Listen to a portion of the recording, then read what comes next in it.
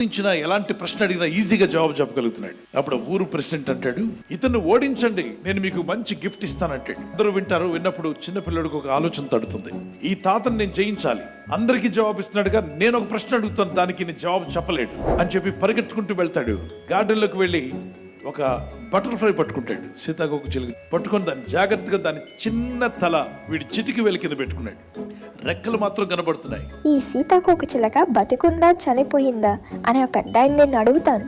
ఒకవేళ పెద్ద ఆయన కనుక బ్రతికే ఉంది అంటే దాన్ని తల దగ్గర చిటికి వేలు పెట్టాడు కదా, ఇలా అని కింద పడేస్తాడు.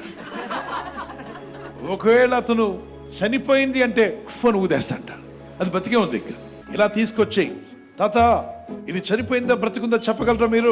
అప్పుడు ఊరు గ్రామస్తులందరూ కూడా ఆశ్చర్యపోయారట. సో పెద్ద ఆయన ఆలోచిస్తూ గడ్డం నమురుకుంటూ ఏం చెప్పాలని, త్వరగా చెప్పాలి, మీరు లేటుగా చెప్తే మీరు ఓడిపోయినట్టే, ఇది బతికుందా చనిపోయిందా? అది చూస్తున్న వ్యక్తి ఒకే ఒక మాట చెప్పాడు, చిన్న, అది బతకాలన్నా చావాలన్నా నీ చేతిలో ఉందిరా అని చెప్పాడు.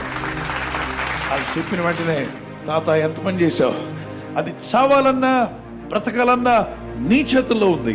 అలాగనే మీరు బ్రతికి గొప్పవారు అవ్వాలన్నా లేదు నష్టపోవాలన్నా మీ చేతుల్లోనే ఉంది. మీరు తీసుకున్న తీర్మానమే మిమ్మల్ని మీ భవిష్యత్తు నిర్ణయిస్తుంది. Your decision determines your future. కాబట్టి ఫ్యూచర్ వైపుకి వెళ్ళాలని ఆశపడితే తీర్మానం తీసుకో.